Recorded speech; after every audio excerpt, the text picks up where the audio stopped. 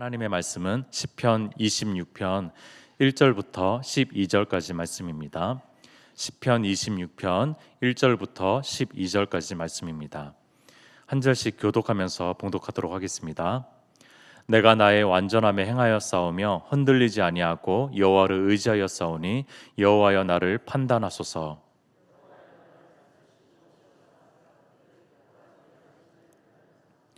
주의 인자하심이 내 목전에 있나이다. 내가 주의 진리 중에 행하여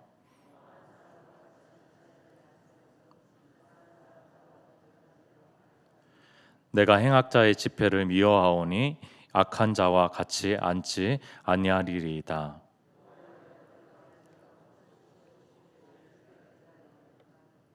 감사의 소리를 들려주고 주의 기이한 모든 일을 말하리이다.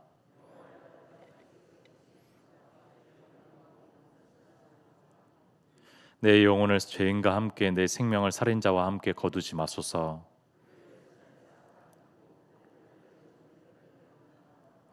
나는 나의 완전함에 행하오리니 나를 속량하시고 내게 은혜를 베푸소서. 내 발이 평탄한 데에 섰사오니 무리 가운데에서 여호와를 송축하리이다. 아멘. 네, 우리 담임 목사님 또 사모님 내일 24시까지 이제 격리 기간인데 이상 없이 잘 복귀하실 수 있도록 기도해 주시면 좋겠습니다. 어제 이제 카톡을 저에게 보내주셨는데 이렇게 미안하다고 이제 새벽 설교를 이제 계속 맡게 돼서 미안하다고 그런 얘기를 해주셨는데 또 그 불편함을 덜어드리도록 빨리 복귀하시고 사역 감당하실 수 있도록 계속 기도해 주시면 좋겠습니다. 시편을 읽고 묵상할 때 이 시인들이 몇천 년 전에 사람들이니까 그런 오래전에 그런 신앙의 선배들이라고 생각하면은 굉장히 좀 멀게 느껴져서 이렇게 생각하고 묵상할 때가 있습니다. 이 시편 몇 편에 이 사람이 내 가까운 친구다라고 생각하면은 조금 더 마음과 이런 것들이 교감하기가 쉽더라고요. 오늘 이 얘기하는 기도하는 찬양하는 이 사람이 내 근처에 있는 친구다라고 생각하면서 오늘 좀 이 목소리를 묵상을 했습니다. 여러분들 친구들도 여러 친구들이 있잖아요. 어떤 친구들은 참 그냥 눈빛만 봐도 잘 통하는 친구가 있는 반면에 어떤 친구는 무슨 얘기를 하는지 그 마음을 잘 이해할 수 없는 그런 친구들도 있습니다. 오늘 이 친구는 제가 좀 이해하기 힘든 목소리를 외치고 있는 친구입니다. 오늘 본문을 이렇게 좀 보면은요, 시편 23편의 이 친구는요, 법정 소송 중에 있는 그런 사람입니다. 1절에 판단하소서, 2절에 살피소서, 시험하사, 6절에 무죄함으로 그런 등등의 법정 전문 용어들이 많이 사용되고 있고요. 특별히 자신을 변호해야 하는 그런 용어들을 많이 사용하고 있거든요. 그러니까 이 사람은 어떤 사람이냐면요. 이 친구는 어떤 친구냐면은 억울해서 억울하게 지금 고난당하고 고발당한 피고인이라는 거예요. 법정 소송 중에서 피고인으로서 억울한 마음을 가지고 결백을 주장하고 또한 이 결백에 대해서 주님 다시 한번 재조사를 해주세요. 그러면서 항소장을 올리고 있는 친구가 바로 이 시편 26편의 친구입니다. 1절을 보겠습니다. 내가 나의 완전함에 행하여 싸우며 흔들리지 아니하고 여호와를 의지하여 싸우니 여호와여 나를 판단하소서. 여러분들 놀라운 주장을 지금 하고 있거든요. 첫 번째는 나는 완전한 자라고 얘기하고 있어요. 두 번째는 나는 흔들리지 않을 거야라고 얘기하고 있습니다. 세 번째는요, 나를 제대로 한번 판단해 달라고 얘기를 합니다. 원어로 보면 심판해 달라는 거죠. 여러분들 엄청난 주장입니다. 우리 신약 이후의 시대를 사는 우리에게 이 주장들이 참 어렵게 느껴집니다. 저는 좀 소심한 편이고 담대하지 못하고요. 굉장히 좀 조심스러운 사람이거든요. 그래서 이런 표현들을 좀 들으면은 조금 이제 거부감이 있습니다. 만약에 이 친구가 옆에서 이런 얘기를 했으면은 좀 거부감이 있었을 거예요. 여러분들 이 세 가지 완전한 자다, 또 나는 흔들리지 않는 자다, 나는 나를 좀 심판해 달라, 이런 주장에 대해서 우리 잠깐만 좀 판단해 보도록 할게요. 첫 번째, 나는 완전한 자입니다. 여러분들 완전한 사람이 어디 있어요? 여러분들 우리 행실이 조금 온전할 수 있겠지만 우리의 마음속을 보면은 완전하다라는 것이 부끄러울 정도로 완전한 사람은 참 없습니다. 비교적 완전하게 좀 온전하게 살려고 노력하고 애쓰고 분투하는 것은 있겠죠. 그러나 이것이 정직한 고백이 아닐까 생각해 봅니다. 이런저런 죄는 저지르지 않았어요. 완전하게 살고 싶고 그러려고 애를 쓰고 있습니다. 그러나 솔직히 완전하진 않아요. 내 마음을 보니까 완전하진 않습니다. 라는 것이 어쩌면은 정직한 고백이 아닐까 생각을 해봅니다. 자, 근데 이 사람은 완전한 자라고 얘기하고 있는 거예요. 두 번째, 나는 흔들리지 않을 거예요 라고 또 얘기합니다. 성도님들에게 좀 묻고 싶어요. 어떻게 하면은 흔들리지 않고 마음이 흔들리지 않고 평정심을 잘 유지하시고 평강을 유지할 수 있습니까? 어떻게 하면 흔들리지 않을 수 있어요? 저는 잘 모르겠어요. 저는 이렇게 잘 흔들리더라고요. 저는 평강이 너무 쉽게 깨지더라고요. 그렇게 이제 다짐한다고 그 평정심이 유지가 되는 것이 아니더라고요. 아, 나 흔들리지 않을 거예요라고 이제 얘기한 그렇게 하고 일상으로 돌아가는 순간에 내 평정심이 깨지는 여러 가지 문제들, 심지어 이제 뭐 큰 문제들이 아니어도 내 마음에 불안한 불확실한 미래 여러 가지 부분 때문에 내 마음이 흔들리는 거를 느낍니다. 여러분들 어떻게 하면은 흔들리지 않는 거죠? 흔들리지 않는다. 이렇게 고백하고 있어요. 세 번째, 나를 판단해 주세요. 나를 심판해 주세요. 여러분들 이 말에 대해서 2절에 더 구체적으로 요청하는데 여호와여 나를 살피시고 시험하사 내 뜻과 내 양심을 단련하소서. 세 번역으로 한번 들어보십시오. 세 번역. 주님 나를 샅샅이 살펴보시고 시험하여 보십시오. 나의 속 깊은 곳과 마음을 달고 보십시오. 여러분들 이 사람이 참 대단한 주장을 하고 있어요. 자신의 속마음까지도 인두 같은 거로 한번 지져가지고 한번 테스트 해보라는 거예요. 어느 속마음까지도 자기는 완전하고 판단을 해줘도 나는 깨끗할 거다, 결백할 것이다라고 그렇게 주장하고 있는 것입니다. 하나님께 이렇게 대담하게 요청할 수 있는 사람 어디 있겠습니까? 여러분들 그런데 이것이 시편의 영성입니다. 여러분들 이것이 구약, 신약 어디에도 발견할 수 없는 시편의 영성이라는 거예요.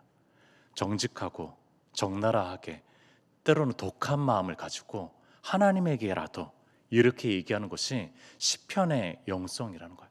전혀 고상함이 느껴지지 않죠. 그러나 이것이 시편의 영성이고 또 현실의 삶을 살아가는 우리 그리스도인에게 필요할 수 있는 영성이라고 얘기해 주는 겁니다.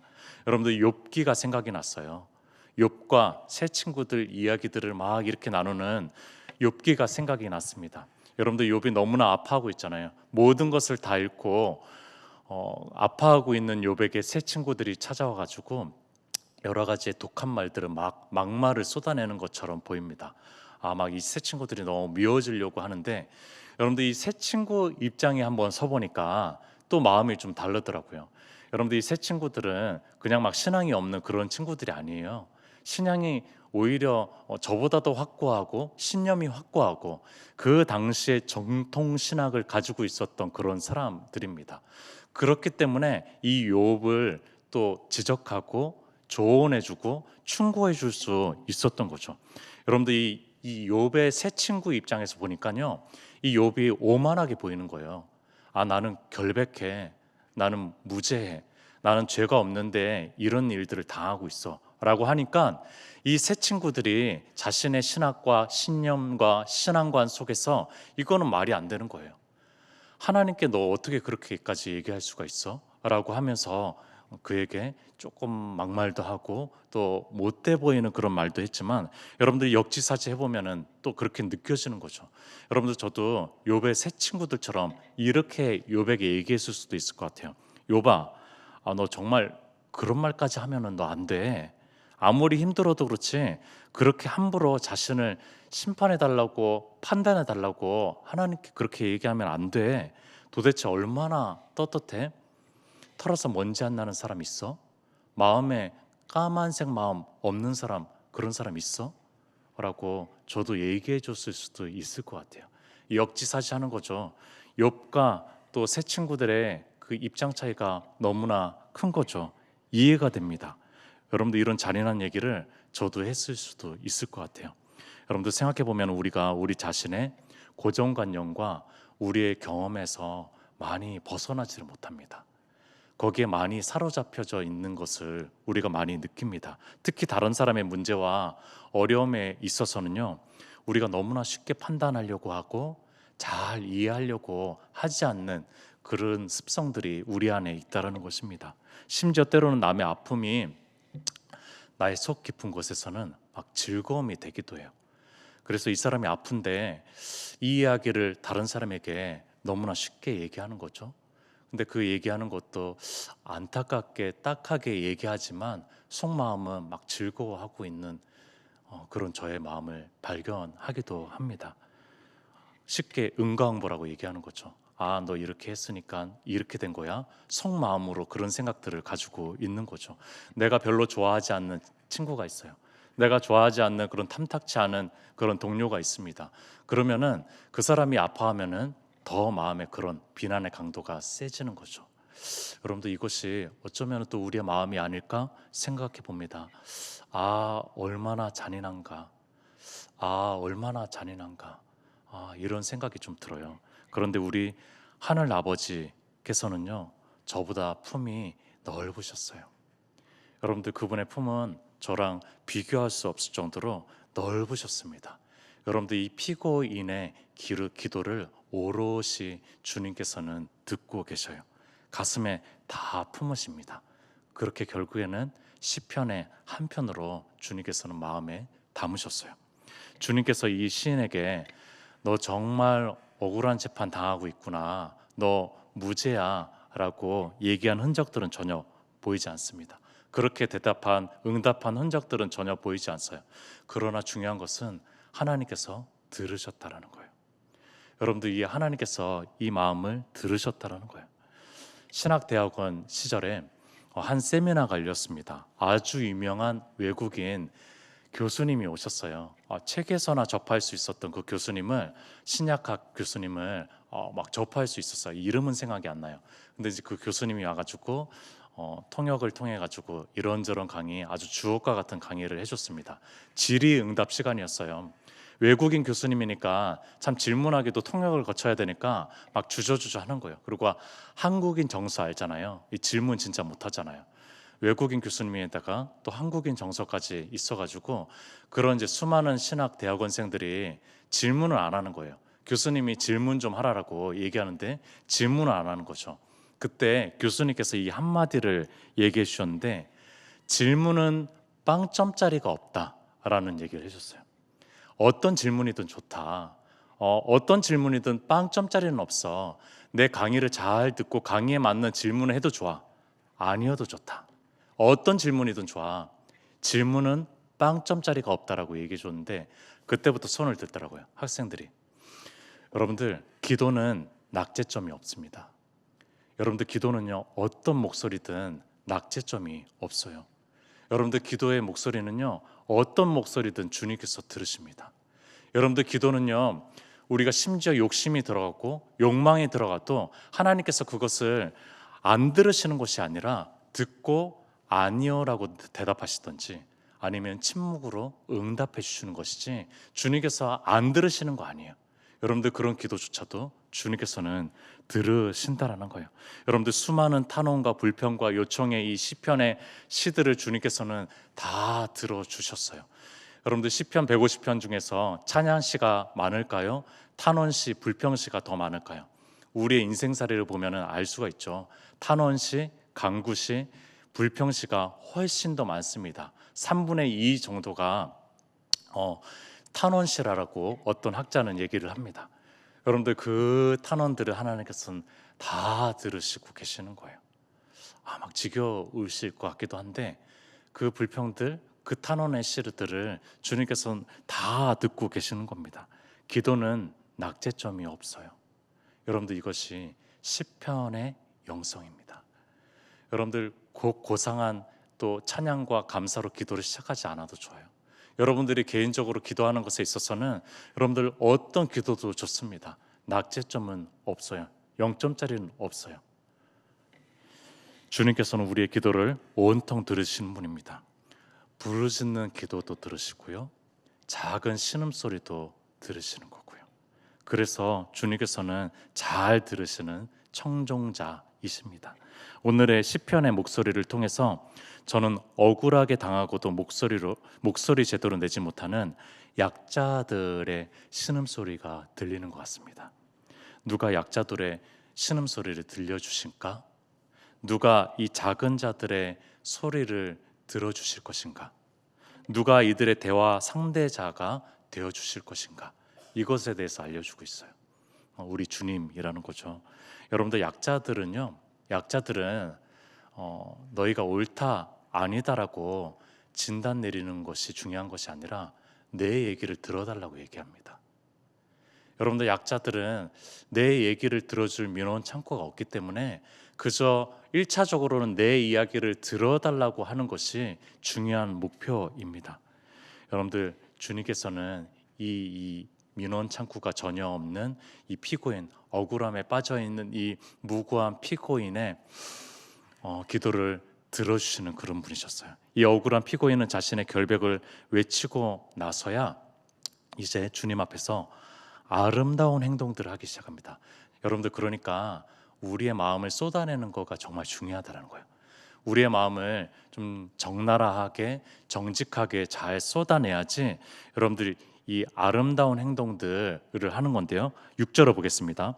여호와여, 내가 무죄함으로 손을 씻고 주의 제단에 두루 다니며, 제단 근처에서 정결 의식을 하기 시작합니다. 7절에 감사의 소리를 들려주고 주의 기이한 모든 일을 말하리이다. 여러분들, 이 사람은 막 독한 말을 쏟아낸 사람이거든요. 나 심판해달라고 막 그런 사람이에요. 근데 이제 심지어 감사의 노래를 부르기 시작합니다. 8절입니다. 여호와여, 내가 주께서 계신 집과 주의 영광이 머무는 곳을 사랑하오니. 여러분들, 그 주님을 사랑한다라고 얘기하고 있고, 내가 지금 돌고 있는 이 제단 곁 성전과 교회를 사랑한다라고 얘기하고 있어요. 사랑 고백을 갑자기 하는 거죠. 자신의 이야기를 다 쏟고 나서 이 이야기를 들어주시는 사랑스러운 하나님께 여러분들 이 평소에 했던 신앙의 행동들을 하나씩 다시 하기 시작하는 거죠. 여러분들, 이 사람은 독하게 보였잖아요. 그런데 이 사람은 참 신앙인이었어요. 여러분들, 이 사람에 대해서 우리가 오해했잖아요. 제가 오해했죠. 제가 오해했는데 여러분들, 이 사람은요 참 신앙이었던 거예요. 이 사람은 그저 억울했던 것 뿐입니다. 이 사람은 그저 절박했던 것 뿐이에요. 그래서 이렇게 독한 말이 나왔던 거고, 그렇게 얘기할 창구가 없었기 때문에 이렇게 이제 얘기까지 할 수밖에 없었던 거죠.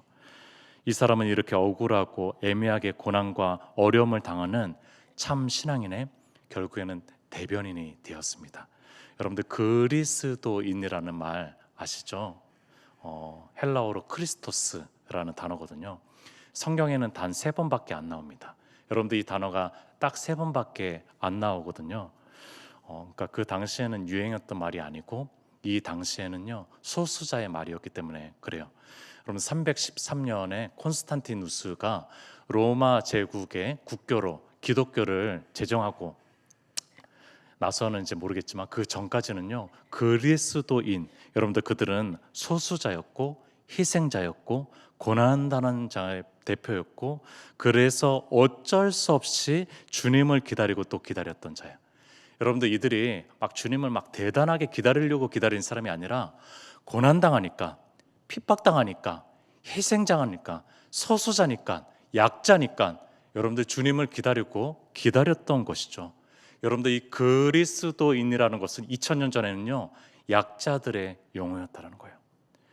우리에게 너무나 명예롭게 들려는 지금의 그리스도인이라는 용어와 다르게 여러분들, 이 당시에는 약자들의 용어였다는 겁니다. 얼마나 많은 그리스도인들이 애매한 고난으로 죽임을 당했습니까? 얼마나 많은 그리스도인들이 잘못되고 황당하고 불법한 재판에서 잘못된 그런 형벌을 받고 죽임을 당했습니까? 여러분들 이 시편 26편은 억울한 이들, 여러분들 그들과 공감하고 위로가 되고 힘이 되도록 활용되었을 것입니다.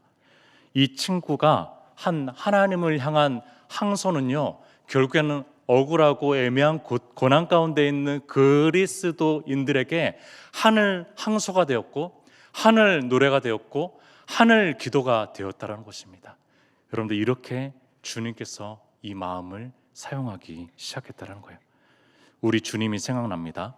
로마 법정에서 정말로 애매하고 무고하게 정말 피고인으로 섰고 형식적으로 엉터리 재판으로 그 정치범 바라바가 풀려나고 주님께서 십자가형을 당하시게 됐죠.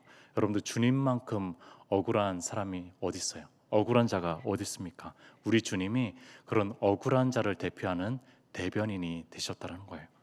이 억울하고 외로운 친구는 기도 속에서 주님을 기어코 만나게 됩니다. 그리고 기어코 12절에 하나님을 찬양하게 됩니다. 보십시오. 12절 내 발이 평탄한 데 섰사오니 무리 가운데에서 여호와를 송축하리이다. 여러분들 이 친구는 내 발이 평탄한 데 섰다라고 고백하고 주님께 찬양하고 송축하고 있어요. 다시 일어나라는 주님의 메시지죠. 다시 발로 서 있으라는 메시지죠. 무릎을 펴고 서라는 주님의 음성이죠. 여러분들 이 발로 주님 앞에 서서 주님 안에 찬양의 한 걸음 한 걸음 당당하게 다시 살라는 주님 음성 앞에 이 사람이 서기 시작했다라는 거예요. 여러분들 그렇게 다시 힘을 내서 무릎을 펴고 삶의 자리로 서보니까, 그리고 예배의 자리로 서보니까 뭐가 보이는지 아십니까? 그때 뭐가 보이냐면요, 바로 공동체가 보인다는 거예요. 여러분들 12절 뒷부분에 무리 가운데에서 여호와를 송축하리이다. 여러분들 어쩌면은요, 주님의 응답은요, 주님께서 응답하시는 것은 문제 자체를 해결해 주는 것보다도 공동체를 허락해 준다는 거예요. 여러분들 이 사람이 혼자였어요. 주님밖에 없다라고 생각했습니다. 내 이야기를 들어줄 수 있는 분은 하나님밖에 없다라고 생각을 했어요. 자, 근데 주님의 음성 따라서 주님을 만나고 나서 다 무릎을 고추 세우고 일어나 보니까 공동체가 보이고, 그 공동체와 같이 예배하고 있는 모습이 보이고, 그 공동체와 같이 기도하고 있는 모습이 보이기 시작했다라는 거예요. 이것이 어쩌면 주님의 응답이 아니겠습니까? 아니, 어쩌면은 주님이 손 잡아주신 것이 공동체가 그의 손을 잡아 일으켜 주셨다라는 생각을 해봐요. 함께 일으키는 사람이 있었다라는 거죠. 구약의 하나님은 고아와 가부와 나그네의 아버지셨습니다. 신약의 예수님은 쫓겨나고 방황하는 그런 이들의 목자셨습니다. 참으로 강한 공동체는 약자들이 활개를 치는 거죠. 갓난아기가 밤에라도 울음을 터뜨리면요, 두 성인이 어른이 시중을 들게 되는 것이 바로 가족입니다. 여러분들 교회 공동체는 바로 그런 공동체가 돼야 된다는 겁니다. 약자들이 마음껏 활개치고 약자들이 오히려 시중을 받고, 여러분들 그것이 바로 교회의 공동체여야 된다는 것입니다. 우리 주님은 억울하고 고통받고 소외되고 아무도 들어주지 않는 약자들의 문제 자체를 해결해 주는 것보다도 공동체를 주셨어요. 교회의 공동체를 주셨습니다. 여러분들을 주셨어요. 저를 주셨습니다. 우리 은평교회를 주셨다는 거예요. 누가 그런 이들의 귀가 되어줄래? 누가 그런 이들의 손을 잡아줄래? 여러분들 이 하나님의 음성에 이렇게 제가 조금이라도 더 담대하게 대답할 수 있었으면 좋겠습니다. 제가 여기 있잖아요. 제가 귀가 되어줄래요? 우리 교회가 그런 교회예요. 우리 은평선교교회가 그런 교회거든요. 라고 조금 더 확신 있게 주님 앞에 대답할 수 있는 그런 마음이었으면 좋겠습니다. 여러분들 그런 교회가 되기를 소망하고, 우리 그런 또 성도님 한 분 한 분이 되셨으면 좋겠습니다. 우리 함께 기도하도록 하겠습니다. 특별히 우리에게 생각되는 또 그런 약자들은 다 다를 것 같습니다. 우리 약자들을 한번 또 생각해 보시면서 우리가 떠오르는 그 약자들, 주님께서 그 약자들의 신음소리를 들어주고 또 그들은 또 이렇게 어떤 민원 창구나 그런 거 없이 또 소외되기가 쉬운데 주님께서 그들을 붙잡아 주시고 일으켜 주시고 인도해 달라고, 또한 우리 공동체, 교회 공동체가 그런 공동체가 될 수 있도록 우리 함께 기도했으면 좋겠습니다. 또한 가지고 나온 기도 제목을 가지고 기도했으면 좋겠습니다. 주여 한번 외치고 기도하도록 하겠습니다.